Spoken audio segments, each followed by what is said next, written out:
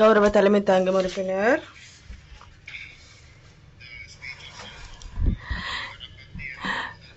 கௌரவ கலபதி அவர்களுடைய உரை மற்றும் கௌரவ அஸ்லாம் அவர்களின் உரையை தொடர்ந்து உரையாற்றுவதற்கு நான் மகிழ்ச்சி அடைகின்றேன். அவர்கள் இருவரும் இலங்கையின் தனித்துவம், அதாவது இனங்களின் அடையாளம், தனித்துவத்தை பற்றி கூறினார்கள். அஸ்லாம் தெளிவாக கூறியிருந்தார்.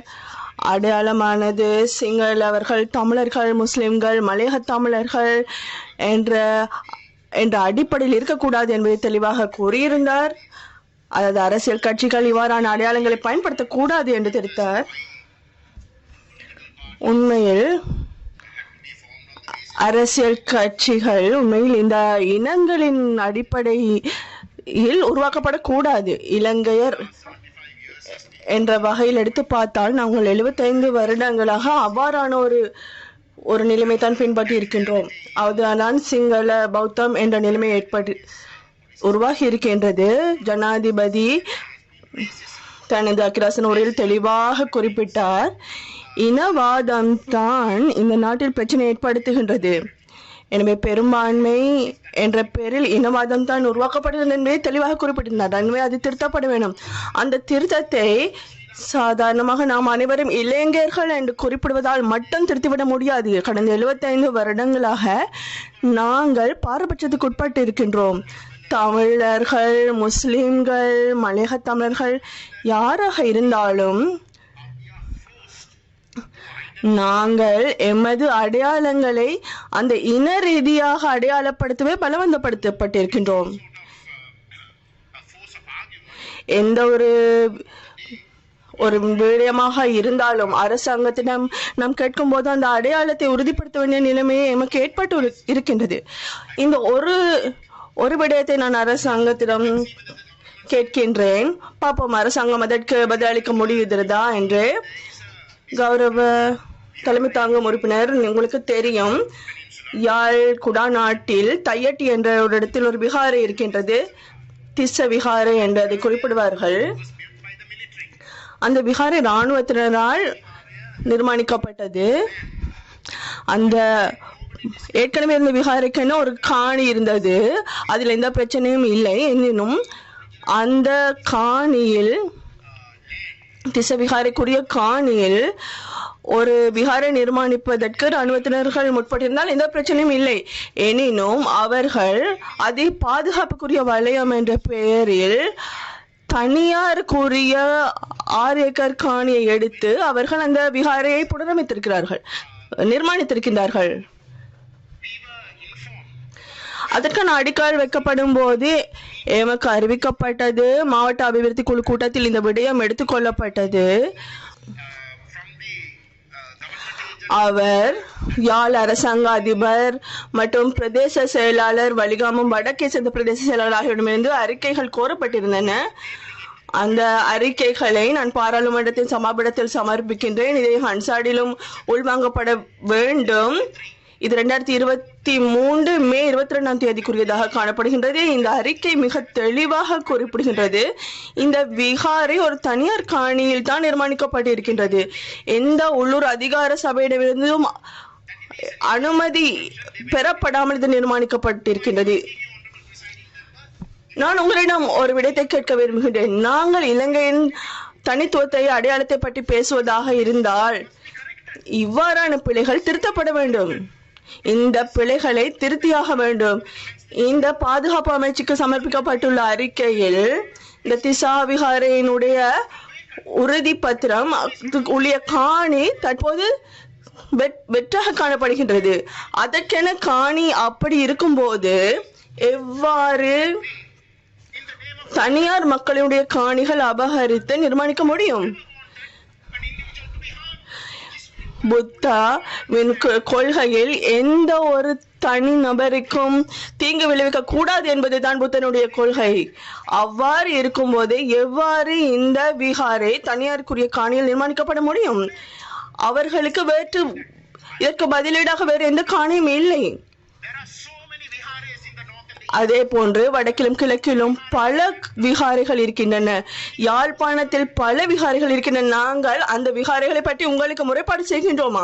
யுத்தத்தின் போது எவ்வளவோ நடந்தது. எங்கட தமிழர்கள் பௌத்தர்களுக்கு எதிரானவர்கள் அல்ல.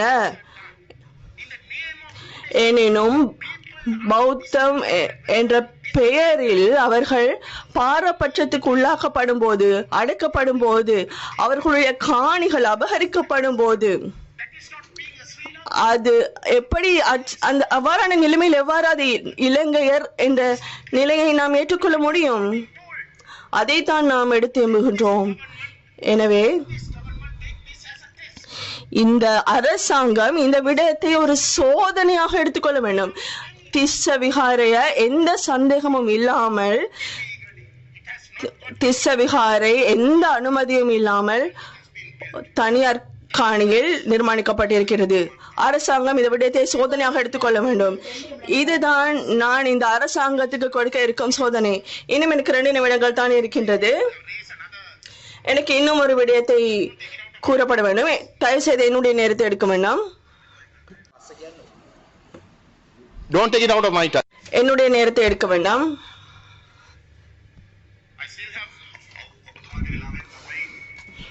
No. He can't. இல்லை, என்னுடைய நேரத்தில் அவர் குறுக்கிட முடியாது. இல்லை, அவருடைய நேரத்தில் அவர் எதை வேண்டுமானாலும் கூறட்டும். இன்னும் ஒரு விடயம் இருக்கின்றது தலைமை தாங்கும் உறுப்பினர் அவர்களே. அதாவது சட்டவரைஞர்களின் பதிவு தொடர்பான இன்னொரு விடயம். கடந்த வெள்ளிக்கிழமை மாவட்ட அபிவிருத்தி செயற்குழு கூட்டத்தில் இந்த விடயம் கொண்டு வரப்பட்டது. நான் மீண்டும் பாராளுமன்றத்தில் அதை பற்றி கூற விரும்புகின்றேன்.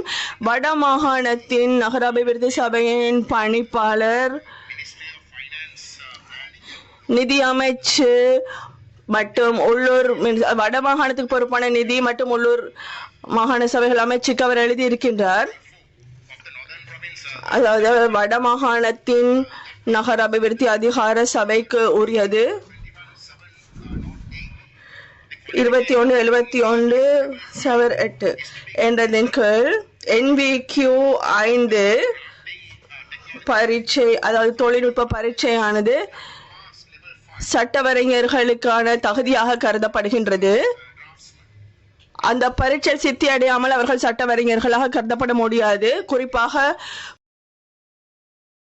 வடக்கு மாகாணத்தில் இதற்கான எவ்விதமான பாடநெறிகளும் அவர்களுக்கு இல்லை. கடந்த 2.5 வருடங்களாக இந்த நிலைமை நிலவுகின்றது. இருப்பினும் நகர அபிவிருத்தி அதிகார சபை இதற்கான வேண்டுகோளை முன்வைத்துள்ளது. அவ்வாறு இருக்கும்போது ஒரு சட்ட ரீதியான சட்டவரைஞர்களை பதிவு செய்ய முடியாத நிலை காணப்படுகின்றது.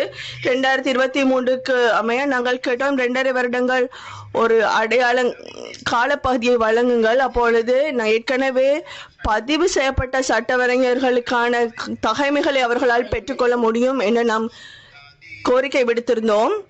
எனவே அரசாங்கத்திடம் நான் ஒரு தாழ்மையான கோரிக்கையை முன்வைக்கின்றேன். இது ஒரு நியாயமற்ற செயல்முறையாகும். அவர்களுக்கு ஏற்கனவே அனுமதி பத்திரங்கள் வழங்கப்பட்டும் அவை மீள பெற்றுக் கொள்ளப்பட்டுள்ளன. எனவே அரசாங்கத்திடம் தாழ்மையுடன் கேட்டுக்கொள்கிறேன், மனிதாபிமான அடிப்படையில் இந்த விடயத்தை பார்த்துக் கொள்ளுங்கள். ஆக குறைந்தது ஒரு குழுவினரையாவது 5ஆம் மட்ட பரீட்சைக்கு தோற்றுவதற்கு வாய்ப்பளியுங்கள். நன்றி. ஒழுங்கு பிரச்சனை. கௌரவ மயில்வாகனம் ஜெகதீஸ்வரன் உறுப்பினர் அவர்கள்.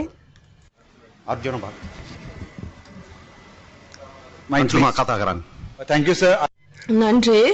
நானும் யாழ்ப்பாணத்தில் இருந்து வருகின்றேன். யாழ்ப்பாணத்தை சேர்ந்த அநேகமான மக்கள் எல்லா சமயங்களையும் ஏற்றுக்கொள்ள தயாராக இருக்கின்றனர். எமது சமயம் அனைத்து சமயங்களும் சமம் என்று தான் கூறுகின்றது. அந்த விகாரையானது இது ஒழுங்கு பிரச்சனை அல்ல. கௌரவ மயில்வாகனம்